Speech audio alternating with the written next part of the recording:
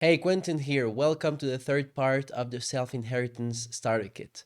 In this video, we'll go over all the material you need in order to implement the Self-Inheritance Protocol. This will be super valuable to help you get started building your own multi-generational vault. I'll also offer alternatives in case you can't find some items in the material list. Let's get started. So this is the detailed checklist for all the material you need for the self-inheritance protocol. It's made as a checklist so that you can print it and tick the boxes as you order or receive or purchase all the items. Of course, it's adaptable, and I'll present how you can adapt this depending on what you prefer to use. But it's made simple so that anyone can use the most basic tools to build their own vault. Then, if you want to complexify the setup, you can definitely do so and choose your own tools. So to start, we'll need two laptops. We'll need one that is going to be your everyday laptop, so the one you commonly use, and one dedicated laptop.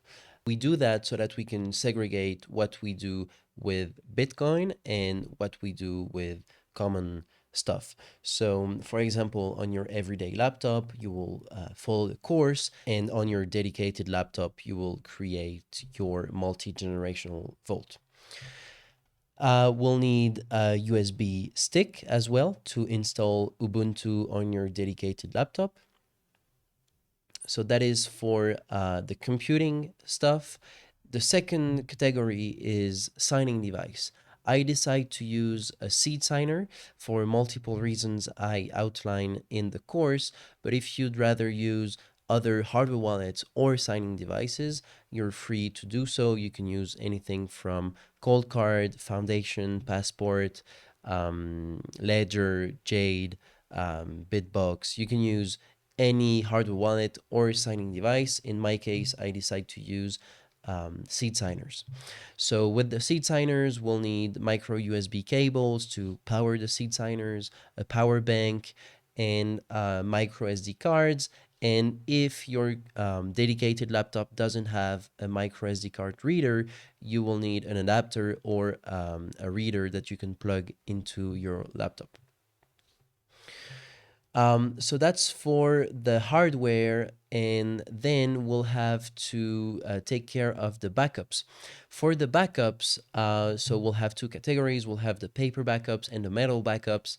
For the paper backups, we'll need a printer, a thermal laminator, and then we'll need laminating sheets and paper sheets for the backups that will print. And for the ones that will do by writing on the paper, I recommend purchasing graph sheets. They're a bit thicker and they're way easier to use with permanent markers. And then pencils and permanent markers to write on the graph sheets. For the metal backups, what I decided to do with the protocol is to go with the most simple option, which is metal washers, bolts, and nuts. So this is something that is very easy to do. It's the simplest to acquire. But again, if you would rather use other options, you can definitely do so. There are a lot of different options for metal backups, so you can basically use anything that you prefer.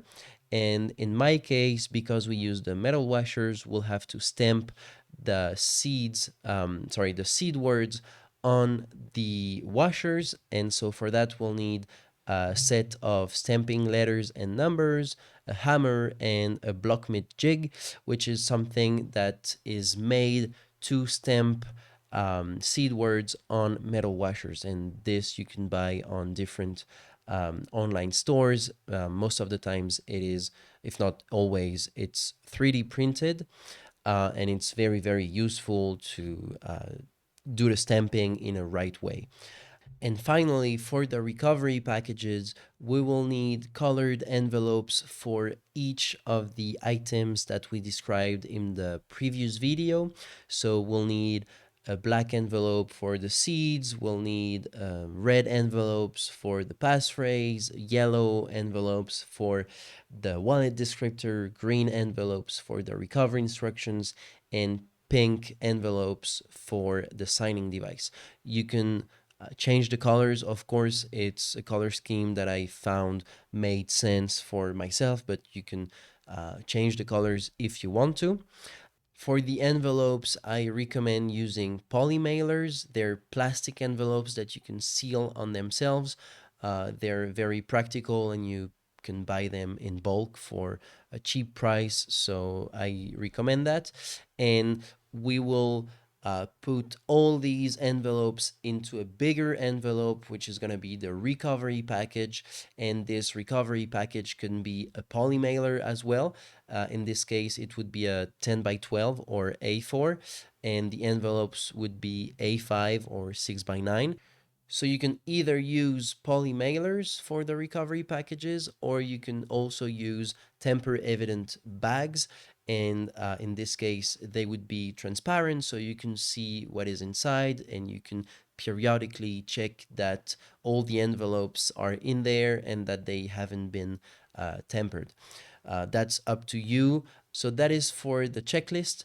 Now below the video, I'll put links for each of the items I've just described, and you'll find most of them on Amazon, and the rest you will find on dedicated websites such as Crypto Cloaks, for example, for the Blockmate jig, and the Seed Signer as well. You can buy the parts and assemble it yourself, or you can buy the Seed Signer pre-assembled from a reseller.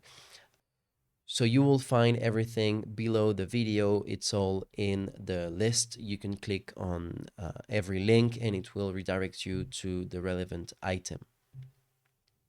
You now have the complete material checklist to get started implementing the self-inheritance protocol. In the next video, we'll see how you can adapt the protocol to your own situation. Don't forget to download the material checklist PDF, and if you want to get access to the full self-inheritance protocol, click the button below this video and it will take you to the protocols page. See you in the next video.